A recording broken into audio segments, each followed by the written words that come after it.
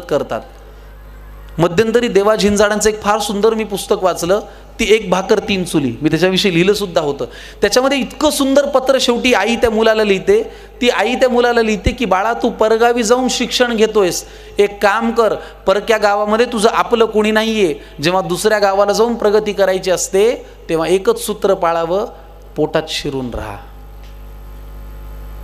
कुठल्याही क्षेत्रात तुम्ही काम करा. आज काही विद्यार्थी आणि विद्यार्थिनी सुद्धा इथे आहेत. जेव्हा आपण कुठेतरी जाऊन स्वप्न घेऊन, कुटुंबाचं आपलं स्वप्न घेऊन काम करायचा प्रयत्न करत असतो, तेव्हा खरंच आपल्याला कितीही गोष्टी नाही पटल्या तरी पोटात शिरूनच राहावं लागतं. माझ्या क्षेत्रात काम करताना तुम्हाला असं वाटतं का की सगळ्यांना आनंद होत असेल? संकर्षण कराड्याची 3 नाटकं चालू आहेत किंवा त्याच्या कविता लोकांपर्यंत पोहोचतात. त्रास असतो, वाईट वाटत असतं, खूपच असतं, ते आपल्याला ओळखावं लागतं. पण अशाही वेळेला आपल्याला त्याही माणसाच्या पोटात शिरूनच राहावं लागतं, दुसरा पर्याय नाही. कारण मी माझ्या मनाशी खून गाठ बांधली आहे की मला 600 किलोमीटर परत परभणीला माझ्या गावाला जायचं नाही आणि ते मी जाणार नाही. आणि ते न जाण्यासाठी हे पोटात शिरून राहणं फार माझ्या कामाला येतं. त्यातनं ठरतं की उद्या आपला प्रवास कसा होणार आहे. क्षेत्र कुठलंही असो, हे सूत्र फार महत्त्वाचं आहे. मग आज कॉम्पिटिशन एवढी वाढलेली आहे. मी मध्यंतरी एक संवाद लिहिला होता आई आणि मुलाचा. मला सुद्धा घरी गेल्यानंतर असं होतं की आई, आज मला ह्या कलाकाराचा त्रास झाला, आज हा कलाकार मला असं म्हणला, आज इथं हे वाटलं.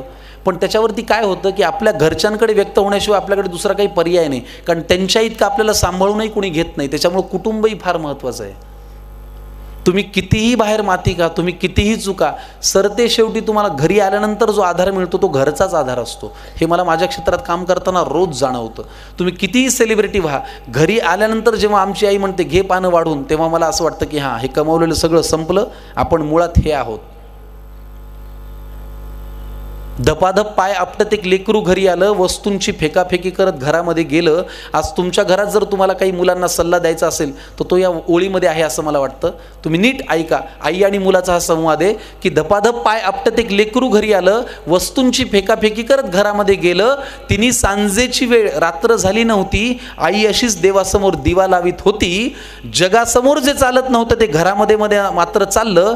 बाहेर जे बोलता येत नव्हतं ते लेकरू आईसमोर बोललं. म्हणाला, खोटारडी आहेस तू आई, खोट्या मार्गावर चाललीस, आजपर्यंत माझ्याशी तू खोटच बोललीस. आशीर्वाद देताना काय म्हणतेस की माझं काहीच अडणार नाही आणि माझ्या बाबतीत कधीच काही वाईट मुळी घडणार नाही. आईपासून काय लपतंय? तिच्या लक्षात आलं. तिने बाळाला घोटभर पाणी प्यायला दिलं. हुंदक्यांमधून वाट काढत पाणी पोटात गेलं. आई म्हणाली, आता सांग तुला काय झालं? तो म्हणाला, लोक आई विचित्र झालेत फार, सतत सगळे माझ्यावरती खाऊन असतात खार. त्यांच्या त्या अशांत अस्वस्थ नजरा मला कळतात, जाणवतं मला माझ्यावरती ते खूप खूप जळतात. बरं, माझ्याविषयी माझ्या माघारी बोलतात लोकांजवळ, मी पुढे जातोय ना माझा का पोटात यांच्या कळ? बरं, वाईट याचं वाटतं की या वाईट लोकांचा एक संघ झालाय आणि मी वाईट वागत नसून यांनी मला बाजूला केलाय. आई म्हणाली, बाळा तुला माझा प्रश्नच नाही कळला. मी तुला काय झालं म्हणाले, तू त्यांचा त्रास सांगितला. सोडून दे ना, तुझ्यावरती ते रुसतायत का हसतायत, कारण तुला पूर्ण करायची स्वप्न ही तुझ्याच डोळ्यांना दिसतायत. त्यामुळे तुझ्या अपयशाची लोक पाहतायत, ती सगळी स्वप्ने खोटी कर. तुझ्या अपयशाची लोक पाहतायत, ती सगळी स्वप्ने खोटी कर. दुसऱ्यांची रेघ पुसण्यापेक्षा तू स्वतःची मोठी कर. आणि हे केलंस तर तुझं खरंच काही अडणार नाही. आणि आई आजही तेच म्हणेल, माझ्या बाळाचं वाईट काही घडणार नाही. आईच्या तोंडी देवाचा साक्षात्कार घडला आणि तिने लावलेल्या दिव्याचा लख प्रकाश पडला. तिने लावलेल्या दिव्याचा लख प्रकाश पडला.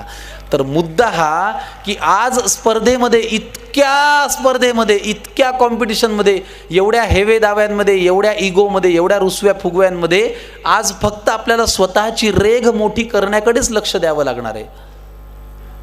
मला नेहमी प्रशांत दामले असं सांगतात, मलाही कधी कधी वाटतं की यार, या लोकांची 6 पॅक बॉडी आहे, आपण सुद्धा करावी. सर मला म्हणतात, ते तुला झेपणार आहे का? तू खातोस वरण भात, तुला होणार आहे का ते? नाही. मग तुझ्याकडे काय आहे त्याचा चार्ट कर.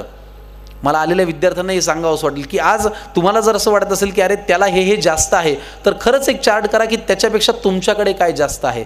आणि मी जेव्हा त्या पारड्यामध्ये माझे वेगवेगळ्या गोष्टी लिहितो, माझा कुटुंबाचा आधार लिहितो, कविता लिहितो, अभिनय लिहितो, लेखन लिहितो, निवेदन लिहितो, तेव्हा असं मला वाटतं की चला 6 पॅक बॉडी नसली तरी आपण 6 वेगवेगळ्या अंगांनी प्रेक्षकांचं मनोरंजन करायचा प्रयत्न करू शकतो. आपल्याकडे काय आहे त्याचं ताऊन सुलाखून अभ्यास केला आणि सिंहावलोकन केलं तर आपण उद्या काय करू शकतो याचा अंदाज आपल्याला येऊ शकतो.